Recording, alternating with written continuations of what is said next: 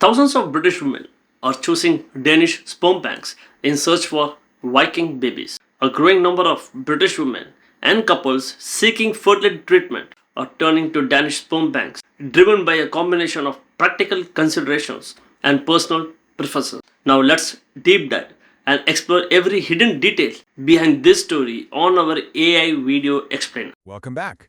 Over the next 20 minutes or so, we're diving into an explainer that sits right at the fascinating intersection of modern medical tech and the deeply human, kind of unpredictable psychology behind our biggest life choices. We're looking at a phenomenon that has literally reshaped the international fertility landscape. It starts with advanced online databases and ends with the very human hope of building a family. It's an incredible story of data, geography, and ultimately, the heart. Let's get right into it. Here is our roadmap for today.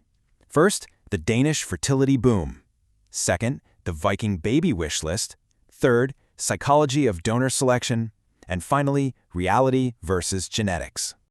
Okay, let's dive into Section 1, the Danish fertility boom. Now, to really grasp how massive this trend has become, we kind of have to zoom out and look at the international market. Just consider the number 2,500. According to the UK's Human Fertilization and Embryology Authority, up to 2,500 British patients actually travel abroad every single year specifically for fertility treatment. That is a staggering amount of people crossing borders to build their families. And when they do, Denmark consistently ranks as the absolute most popular destination for both services and donor sperm. But you don't even have to hop on a plane to see Denmark's incredible dominance here.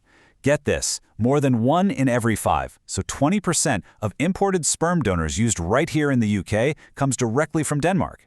When you think about the size of the rest of the world combined, the fact that a single Scandinavian country is supplying a fifth of the UK's imported donor sperm is absolutely wild. They've really established themselves as one of the world's leading suppliers. And this brilliantly illustrates that Denmark's popularity isn't some random fluke. They've earned a massive international reputation for offering highly structured, reliable solutions. We're talking well-regulated fertility clinics with incredibly high medical standards. They have massive databases with extensive, super detailed donor information. And crucially, their screening procedures are top-notch. For intended parents looking for safety, choices, and structure, well, Denmark absolutely delivers. Moving right along to Section 2, the Viking baby wish list. So what exactly are prospective parents looking for when they scour these massive Danish databases? Well, fertility experts have a name for this trend. They call it the search for Viking babies.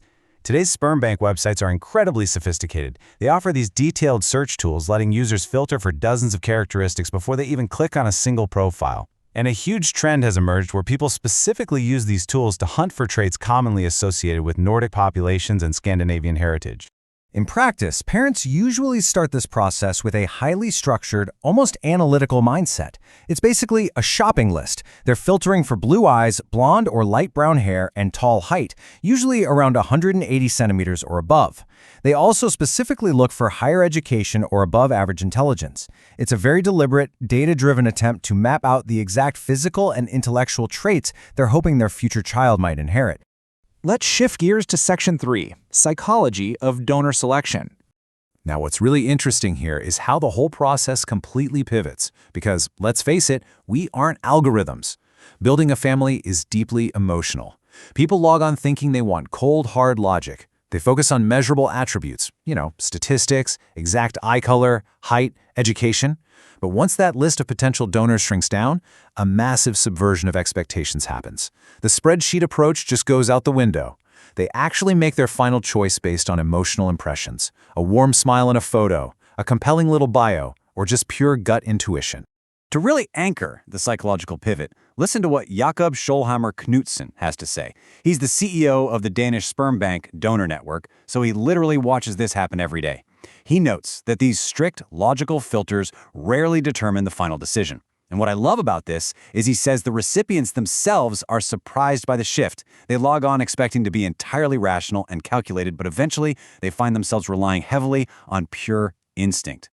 Health psychologist Ewan Fredrickson frames this perfectly. Think about your own behavior for a second. She says, choosing a sperm donor is remarkably similar to dating. We all know someone with a strict checklist for their perfect partner, right? But how often do people actually choose someone based solely on objective, on-paper criteria? Almost never. Emotional responses take over as the final decision draws near. This highly clinical medical process turns out to be incredibly relatable and, well, just deeply human. The psychology behind that final choice is so fascinating. When prospective parents look at a donor's photograph, they naturally associate certain facial expressions with positive qualities. They might look at a smile and subconsciously assume, oh, this person is kind, they're smart, they have strong family values. They literally have zero hard evidence that those assumptions are accurate, but they feel a connection anyway. They project the qualities they want for their child right onto that photo. Fredrickson uses this fantastic metaphor. She says it's like buying a lottery ticket. Most of us know that winning the lottery is statistically highly unlikely, right? But people buy the tickets anyway because the choice is driven by imagination and hope, not just calculating raw math. It's the exact same thing here. Prospective parents picture how their child will look, how they'll fit into the family, how they'll share their values. They let their emotions guide them, choosing hope over pure statistical probability.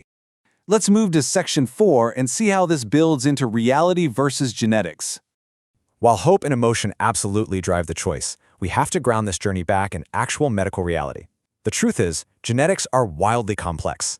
Selecting a donor with certain physical traits, even if they tick literally every single box on that Viking baby checklist, does not guarantee a child will actually inherit those specific features. There are just so many different genetic factors influencing appearance and development. Scientifically speaking, checking the box for blue eyes and tall height is far from a sure thing.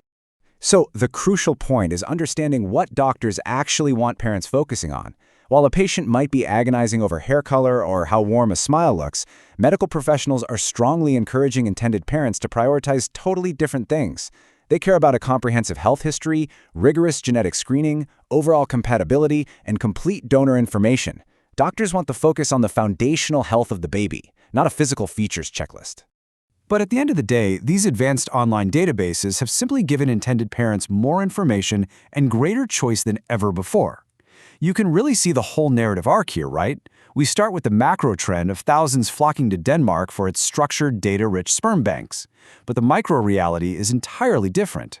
People start their search filtering for specific Scandinavian physical traits, but their final decision is guided far less by measurable characteristics and way more by emotional connection, human intuition, and that deep-seated hope of building the family they've always imagined.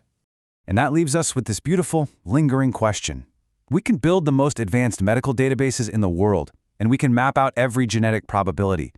But when it comes to the profoundly human act of building a family, can logic ever truly overrule hope? It seems that even in our most clinical moments, our hearts always manage to take the wheel. Thanks for joining me on this explainer, and we'll catch you next time.